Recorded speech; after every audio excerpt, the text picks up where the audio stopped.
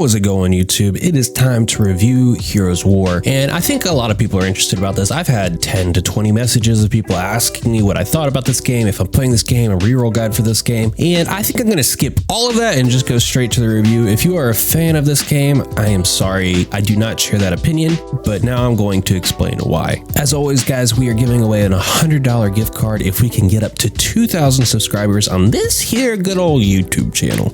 If that interests you and you like this content, be sure to like, subscribe, comment below, because those are the things that require you to get into the Marvel's Roll later. On Monday, we will be streaming the $50 giveaway, so be sure to check that out as well. But let's get into this. Hey, listen.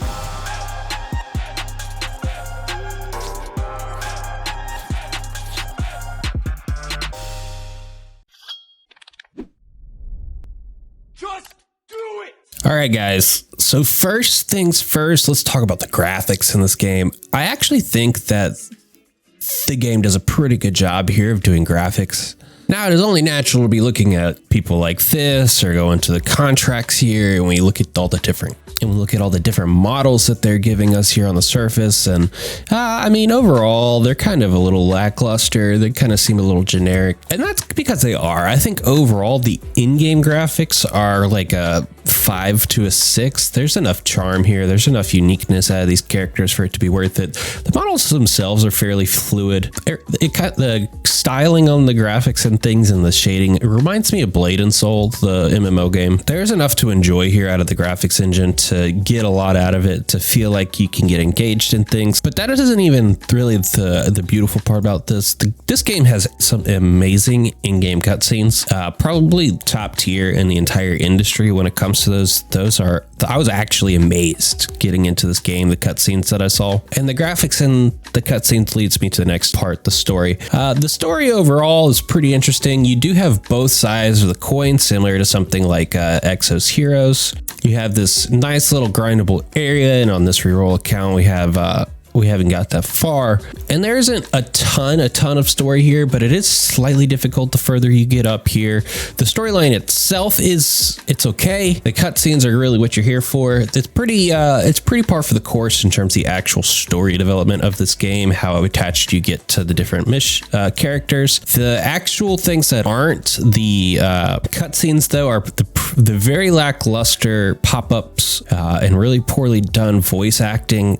So from that point of view, it actually took a step down. If they had better voice acting, the pop-ups, and better text analysis on like the actual spatials of how text formulates across your screen and all of those sorts of things, it could actually get slightly higher in the story. But I think they paid very highly for some assets in this game, and they really skimped the bill on a few others. And that kind of overall makes the story pretty generic. Now let's talk about progression. Oh man, the progression in this game is super interesting. You can obviously acquire just about anything in the game that you want. Everything is priced at the exact same amount, 1,200 diamonds, or they give you a lot of the characters through the story itself, which is pretty big. It's a pretty big deal that you get so many different options for you right off the bat. But the progression system overall really sucks, guys, like really sucks. It really bides off the fact that you are dependent on having all of these different units, and then the gear system and the skill system is the Gacha itself. So you have all of these units that do different things, and you have to go and roll for their skills. You have to go and grind out new equipment, their exclusives and things of that nature. And overall, the way that progression in this game works outside of levels, which you can obviously grind, is by rolling. And so the actual progression system is worse than a duplicate system, which I'm already low on. I do not think that this progression system is something sustainable to free people in the slightest. There is next to no way that I have seen through in-game content, people talking about this game, to get competitive players outside of pure luck through card draws and of that nature. The game does give you a pretty awesome little like free roll over here, where you can just basically roll until you get what you want, up to a maximum of 30 times to pick the one role that you want to keep, which is okay. But overall, guys, this whole progression system is designed to get you to pay, which is not something that you want to see out of a gacha game. Now let's talk about the gameplay itself. We'll queue up here into a random story so you can get a feel of what the gameplay actually looks like. So here we are fighting some random blobs,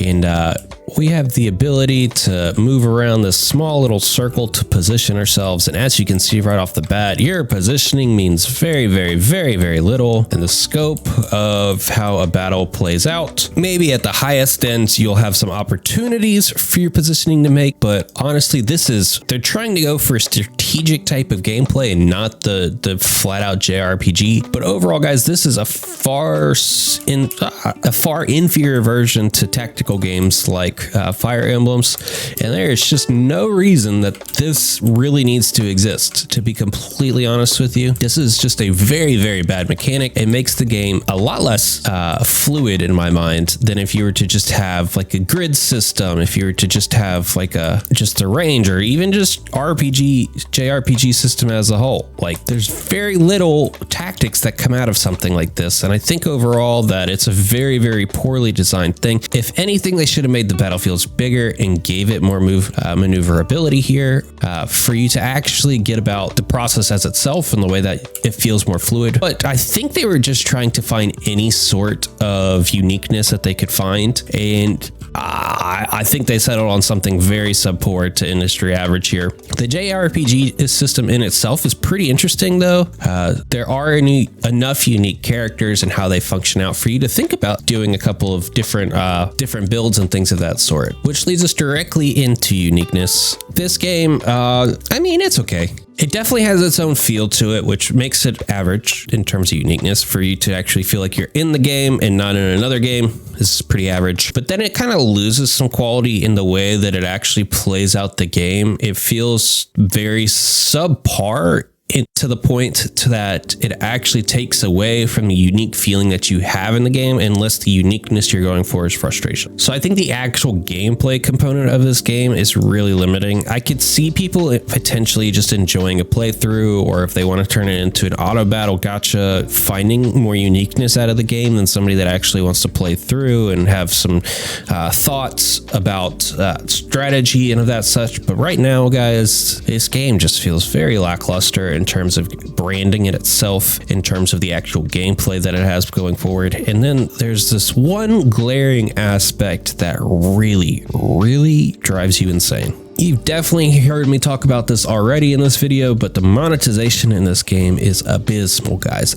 Absolutely abysmal. So we can go into the shop itself. We've seen that a role costs 1,200 gems or diamonds. So on first time bonuses, it'll still cost you $42 to get that gem. And let's look at this. You get a bonus of 100 gems. Whoopee! They are not skipping you whatsoever. Each new hero is $40, and the heroes themselves don't actually do a ton for you, okay? The heroes themselves don't actually add a ton of value for you. So each gacha roll is 500 gems as well. So each roll is in the about $15 to $20 here, guys, which is kind of okay for in itself, but you gotta remember that you are rolling for skills and equipables for each of these, and the skills and equipables go from rare to SR, and then you can level them. And look how many different units are in this game that you are getting those incredibly exclusive